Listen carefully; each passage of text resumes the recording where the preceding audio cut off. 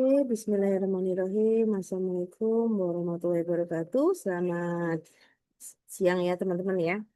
Kembali lagi dengan saya Risma Sari di mata kuliah akuntansi perpajakan di mana kita sudah memasuki pertemuan ke-5 ya. Mohon maaf, pertemuan ke-10 hari ini ya. Oke, ini Bu Risma share screen dulu.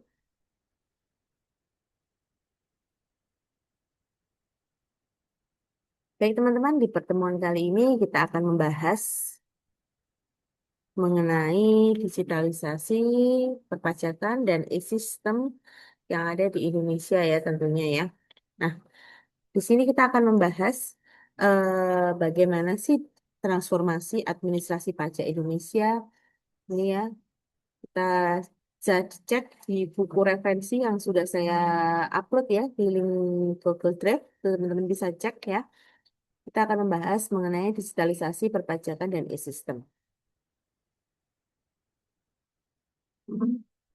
Kita bahas terlebih dahulu mengenai evolusi pajak di era digital, ya. Kalau dulu evolusi pajak di era digital ya, sebelum era digital ini masuk ya, sistem perpajakan di Indonesia ini mengalami yang namanya transformasi besar dari DJP atau Direktorat Jenderal Pajak yang memulai agenda digitalisasi. Nah, perjalanan ini mencakup beberapa pergeseran yang mendasar dari yang namanya proses manual berbasis kertas menuju ekosistem digital yang terintegrasi, transparan, dan efisien.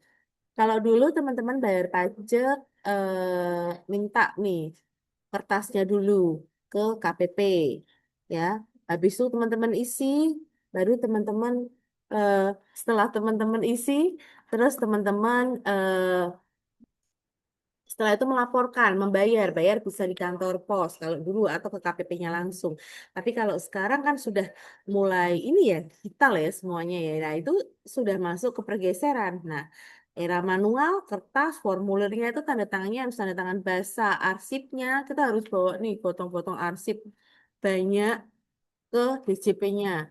Nah lalu tuh nih muncul DJP menerbitkan yang namanya SPT sama e-filing. Nah, jadi ada aplikasi yang namanya e-SPT dan e-filing dan aplikasi e-faktur dan e-bukpot. Nah, ini pelaporan elektronik awal melalui portal DJP. Jadi ada yang namanya portal DJP. Di situ teman-teman bisa laporan e-SPT, buat kode billing dan lain-lain itu lewat portal DJP online. Lalu ada e-faktur dan e-bupot. Kalau teman-teman mau buat faktur, itu teman-teman harus install dulu. Saya ingat banget itu zaman dulu. Ya belum dulu-dulu banget ya teman-teman. Beberapa tahun silam ya, awal tahun 2018-an.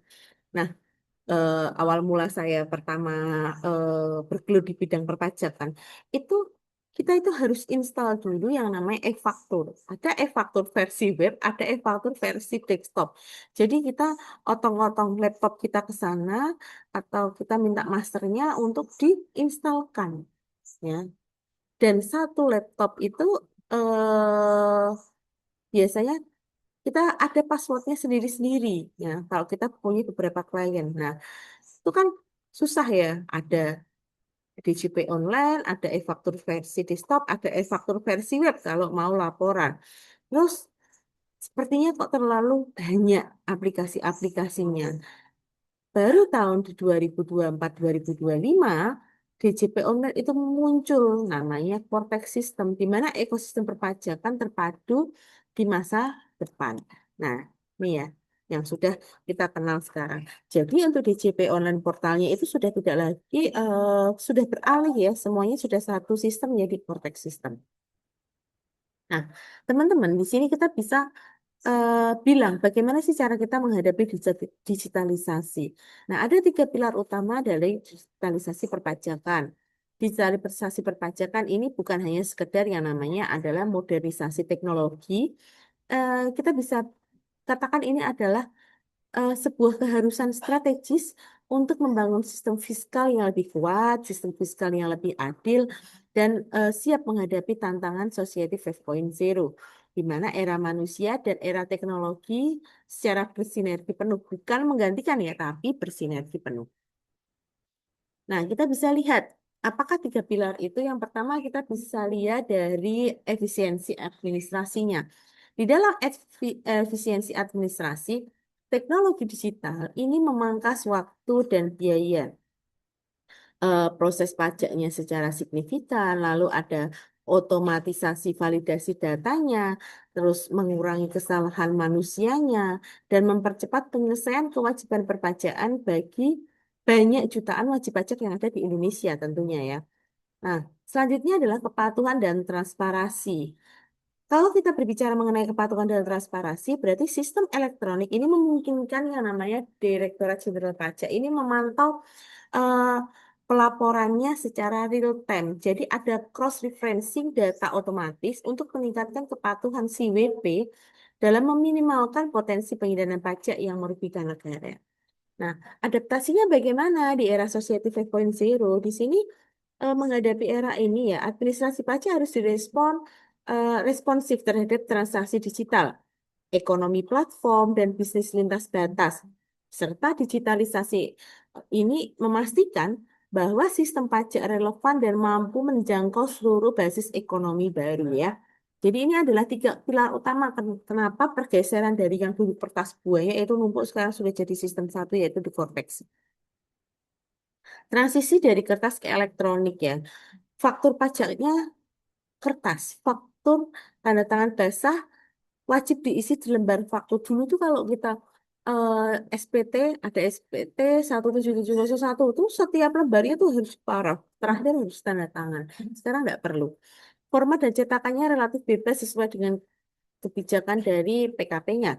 Resiko pemalsuan dan duplikasi dokumen tinggi. Ya benar, ini resiko pemalsuan dan duplikasi dokumen itu tinggi teman-teman. Jadi saya dulu pernah punya sedikit share ya, ada WP saya itu dulu juga ditipu gara-gara ini.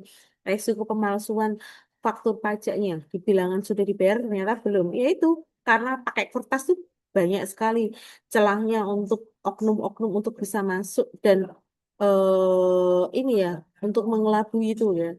Nah, proses pelaporannya manual, memakan waktu, sumber daya. Nah, fisiknya itu mau tidak mau harus kita simpan selama 10 tahun. Nah, kalau menurut saran saya pribadi, walaupun sekarang itu era digital, tapi tetap kita harus punya yang namanya salinan fisik. Tidak semua sistem itu kan yang buat juga manusia ya, kalau menurut Bu Risma ya itu bisa terjadi yang namanya kesalahan. Jadi kalau kita sudah ada fisiknya, di sistem juga sudah ada, itu alangkah lebih baik ya. Jadi kalau misal nanti ada sesuatu atau case-nya itu kita punya cadangannya. Nah, di e-faktur digital, QR code unik sebagai penanda keaslian dan validasi digital. Jadi ketika teman-teman nanti atau teman-teman yang sudah bekerja ya barangkali ya, ini buat yang namanya faktur pajak. Di bawah itu sudah ada yang namanya eh, QR code untuk validasi keaslian tanda tangan. Bener nggak? Ini nominalnya 125 juta. Misal pun ternyata nominalnya 125 juta. Salah. Terus diganti secara manual, diedit pakai PDF kan sekarang banyak ya. Nah, itu ya ketahuan karena untuk QR code atau kode uniknya tanda tangan ini dan keaslian validasi DJP itu tidak bisa dirubah. Walaupun di kertas itu bisa mohon maaf, di layarnya itu bisa dirubah, nampak di tulisannya bisa dirubah, tapi ketika dia QR kode uniknya itu nggak bisa dirubah. Selanjutnya adalah efisiensi waktu pembuatan dan pengesahan dokumen. Jelas itu lebih cepat ya, lebih singkat. Lalu keamanan data terenkrip, mencegah pemalsuan faktur. Nah ini, tidak wajib cetak, cukup arsip digital dan terverifikasi. Nah kalau saya tetap cetak, karena kita nggak tahu yang namanya sistem ya. Lalu integrasi langsung dengan pelaporan SPT masa PPN. Jadi itu bisa langsung terintegrasi. Kalau dulu kan nggak bisa, kita harus ngecek satu-satu. Nah, di e-faktur digital sudah bisa cek satu-satu. Pilar sistem elektronik atau e-sistem perpajakan Indonesia ini mencakup serangkaian aplikasi dan platform digital yang dirancang oleh Direktorat Jenderal Pajak ya untuk mengintegrasikan seluruh siklus kewajiban perpajakan dari kita yang buat faktur, dari kita melakukan pelaporan, pembayaran pajak, itu merupakan satu rangkaian ekosistem yang terhubung dan terstandarisasi ya, di mana e-faktur itu dulu untuk pembuatan dan validasi faktur pajak PPN secara elektronik. Lalu ada yang namanya e-filing, adalah penyampaian SPT tahunan massal via DJP online. Lalu e-Bupot, bukti pemotongan PPh berbasis elektronik terintegrasi, dan e-billing, pembayaran pajak melalui kode billing terdigitalisasi. Nah, ini sudah ini semua ya teman-teman ya. Jadi teman-teman sudah bisa eh apa sudah bisa terintegrasi di dalam satu sistem, yaitu Cortex kalau sekarang ya. Kalau dulu sendiri-sendiri e-filing sendiri, e-faktur sendiri, e-Bupot sendiri, e-billing sendiri. Nah, ini akan lebih eh, jelimet ya. Yang selanjutnya adalah memahami e-faktur secara mendalam. E-faktur adalah dokumen elektronik yang berfungsi sebagai bukti penguatan pajak bertambah nilai PPN oleh yang namanya PKP atau pengusaha kena pajak. Setiap transaksi dari barang kena pajak atau jasa kena pajak dari BKP atau JKP-nya, ini wajib yang namanya didokumentasikan melalui sistem untuk memastikan legalitas dan keterlacakan pajaknya itu apa. Nah, fungsi utamanya ini apa? Fungsi utamanya adalah sebagai bukti penguatan PPN yang sah. E-faktur menjadi instrumen utama dalam rantai pengkreditan pajak masukan dan pajak keluaran bagi setiap PKP yang terdaftar. Jadi ya, PKP itu pengusaha kena pajak, BKP barang kena pajak, JKP jasa kena pajak. Ini sudah pernah Bu Risma bahas di pertemuan sebelumnya. Jadi kalau dengan istilah-istilah seperti ini, Bu Risma harapkan teman-teman juga sudah paham ya. Nah, yang selanjutnya adalah kewajiban upload dan persetujuan dari Direktorat Jenderal Pajak. Setiap e-faktur yang dibuat atau diunggah ke servernya DJP, itu nanti akan ada yang namanya mendapatkan approval. Nah, faktur yang belum disetujui tidak dapat dikredit pajakan masuk oleh lawan transaksi. Jadi kalau fakturnya kita nggak approve nih, ya kita nggak bisa faktur tersebut tidak bisa dikredit pajakan. Ya. Dasar hukumnya apa? Dasar hukumnya adalah peraturan pemerintah 03 PJ 02 2022 mengenai regulasi yang mengatur penyesuaian teknik e-faktur di era digital, termasuk adalah pembaharuan formatnya bagaimana, prosedur penomorannya bagaimana, dan tata cara koreksi atau pembatalan faktur pajak elektroniknya bagaimana. Itu diatur semua, ya.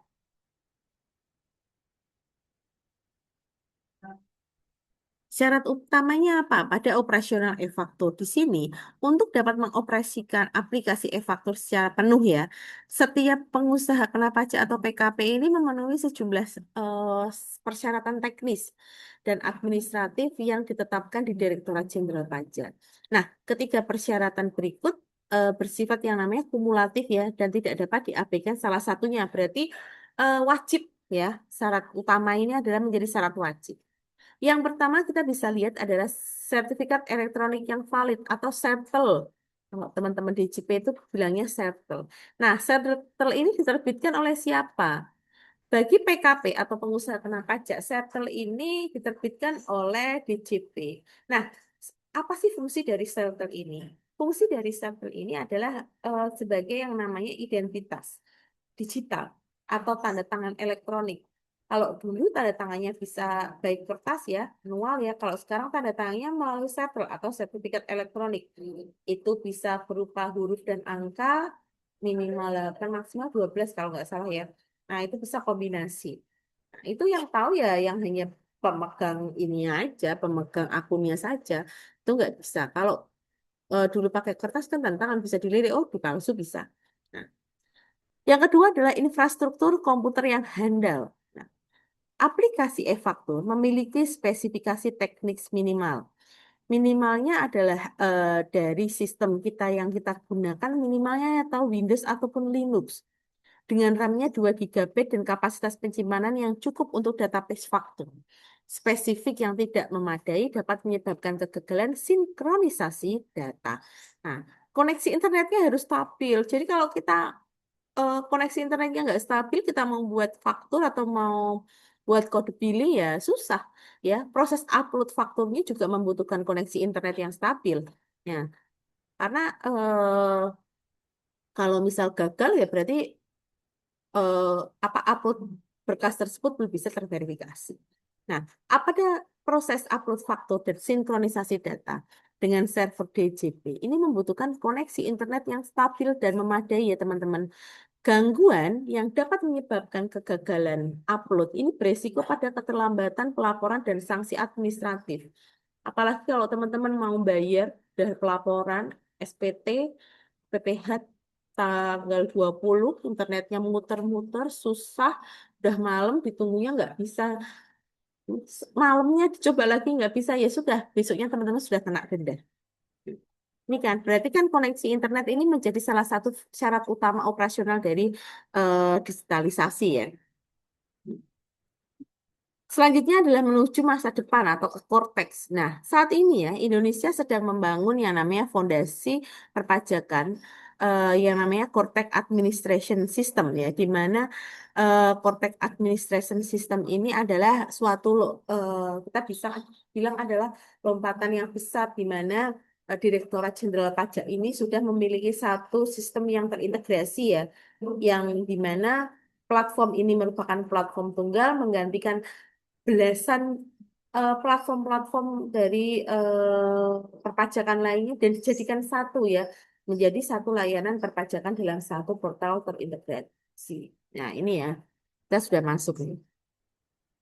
Mengenal Cortex Administrasi Sistem yang namanya CTAS atau Cortex Administrasi Sistem ini bisa kita sebut sebagai program pembaruan menyeluruh terhadap proses bisnis administrasi perpajakan nasional ya, di mana dicanangkan oleh Kementerian Keuangan melalui Direktorat Jenderal Pajak ya.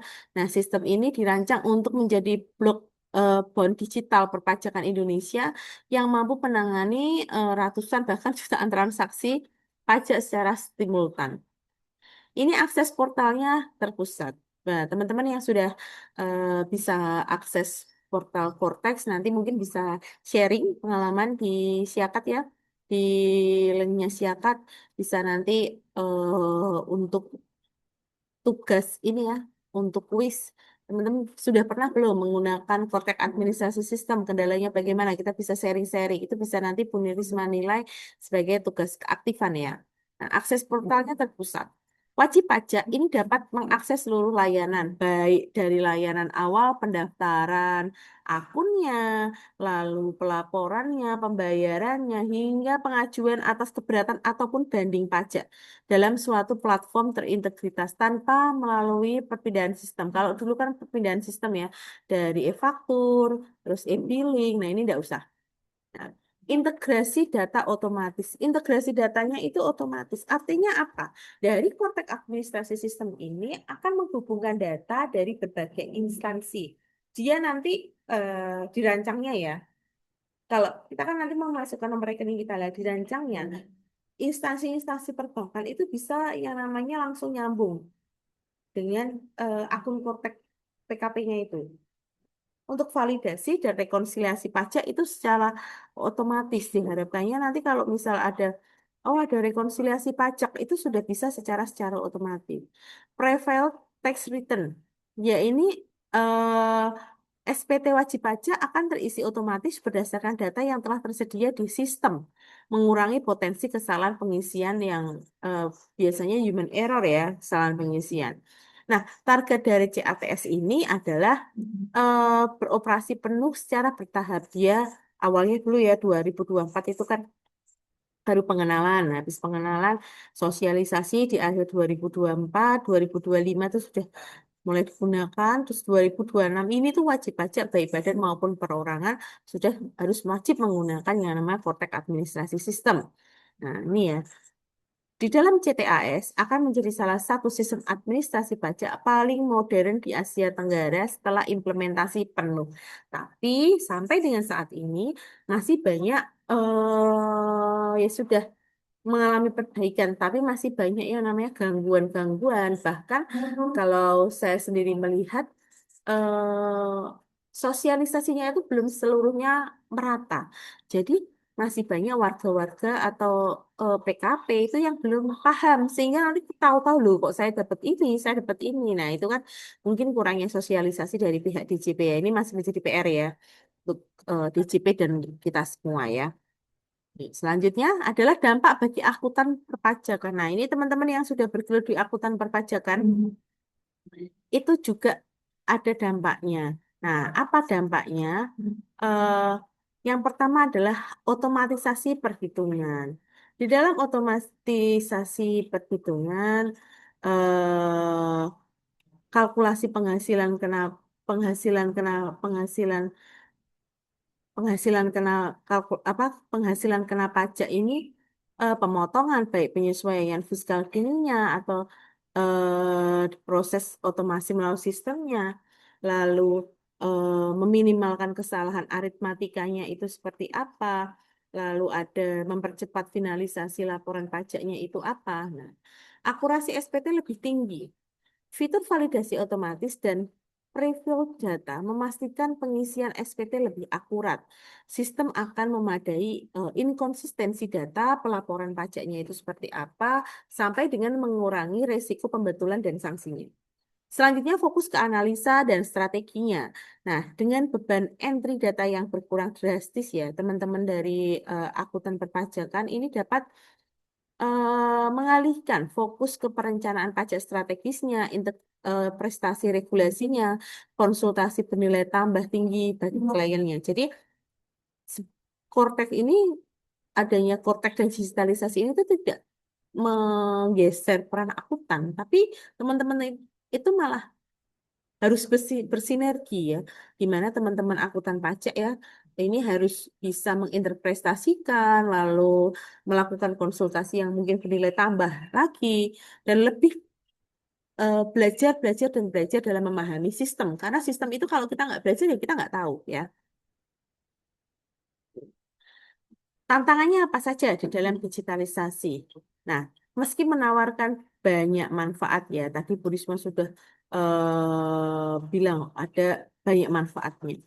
Nah, sejumlah nyata harus ada beberapa tantangan. Yang pertama adaptasi teknologi. Adaptasi teknologi tidak semua wajib pajak, terutama teman-teman UMKM dan individu non-teknis memiliki literasi digital yang memadai. Program edukasi dan pendampingan berkelanjutan dari DJP ini menjadi kunci keberhasilan transisi di seluruh lapisan masyarakat. Teman-teman DJP itu biasanya mengadakan ini ya, apa pelatihan atau pendampingan itu ya di awal-awal. Kalau sudah jalan itu biasanya teman-teman harus PKP harus datang sendiri ke konsultan pajaknya atau ke bagian konsultan dari DJP-nya. Tapi itu kan pendampingan seperti itu kan tidak hanya sekali dua kali, harus yang namanya berkelanjutan. Nah, kedua adalah keamanan data cyber. Sentralisasi data pajak dalam ekosistem digitalisasi ini menciptakan target yang menarik bagi pelaku kejahatan siber. Nah, investasi dalam enkrip, autentifikasi berlapis, dan audit keamanan berkala juga diprioritaskan ya, dan menjadi mutlak, tidak dapat dikompromikan. Jadi yang namanya pengendalian, sistem pengendaliannya itu juga harus lebih, karena kita menggunakan sistem, pasti nanti ada celah-celah untuk melakukan fraud, jadi sistem pengendaliannya juga harus diperketat. Yang ketiga adalah pembaharuan regulasi berkelanjutan. Aturan pajak ya, kita tahu bahwa aturan pajak itu setiap tahun pasti berubah. Jadi dengan adanya dinamika seperti itu, akuntan dan wajib pajak harus sering mengikuti pembaharuan regulasi, baik itu PMK-nya, PER-nya, surat edaran dari Direktorat Jenderal Pajaknya, agar tidak tertinggal dan tetap patuh terhadap ketentuan yang berlaku. Ya, nih. Ini bisa digitalisasi adalah keniscayaan. Dari transformasi digital, ini bukan sekedar pilihan kebijakan. Ini adalah arah yang tidak dapat dihindarkan dalam suatu sistem perpajakan. Nah, setiap akuntan atau PKP dan pemangku kepentingan ini harus bersiap-siap dan terus tumbuh bersama sistem. Bukan menggantikan, tapi terus bersinergi dan bertumbuh bersama sistem. Di sini ada pilar integritas ekonomi, akuntan yang adaptif, masa depannya lebih cerah ya. Jadi teman-teman profesional akuntan itu harus secara proaktif ya meningkatkan kompetensi digital, memahami yang namanya Kortek sistem, mengikuti pembaharuan regulasi, lalu ada standar minimumnya itu harus dicek semua ya. Oke. Nah, ini ada contoh soal dan pencatatan akuntansi dari e-faktur. Misal di sini PT Maju Bersama. PT Maju Bersama ini PKP. PKP apa tadi? Pengusaha kena pajak. Dia jual barang kepada menjual BKP kepada PT Sejahtera Mandiri. Nilainya 50 juta di 15 Oktober. PPN-nya 11%. E-faktur yang diterbitkan adalah jurnalnya tanggal 15. Dia jual barang ke PT Sejahtera. Berarti kan masih nyatetnya masih hutang ya, masih piutang ya, piutang dagang. Berarti piutang dagang di sisi debit, kreditnya adalah penjualan dengan PPN keluarannya 11%, 5,5 juta rupiah. Jadi kredit debitnya piutang dagang 55.500.000 rupiah, sedangkan kreditnya penjualan 50 juta, tadi ya BKP-nya tadi 50 juta, lalu PPN keluarannya adalah 11%. 5.500.000. Nah, PPN keluaran sebesar 5.500.000 merupakan wajib pajak yang harus disetor ke negara melalui kalau dulu e-billing ya, kalau sekarang eh, melalui sistem Kotek lewat e-billing. Nah, kapan lambatnya? Pelambatnya adalah akhir bulan berikutnya setelah masa pajak e-faktur berakhir. Nah, kalau jurnal ini dari sisinya PT Maju Bersama sebagai PKP-nya, kalau jurnalnya dari sisi PT Sejahtera Mandiri, kalau kita akuntannya PT Sejahtera Mandiri, berarti kita misinya apa? Pembelian. Pada pembelian atau persediaan di sisi debit, pembelian kita kan bertambah.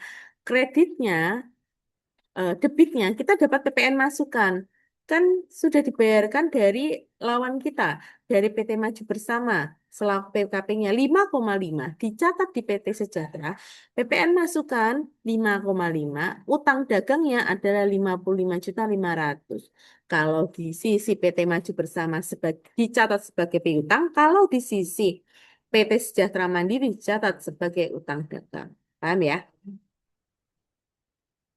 Nah, baik teman-teman, hari ini kita sudah mempelajari mengenai digitalisasi perpajakan dan sistem ya. Semoga memberikan pemahaman yang komprehensif dan bermanfaat ya. Dan tentunya teman-teman yang nantinya sudah akan lulus, sudah lulus nanti bisa berkarir di bidang akuntansi perpajakan.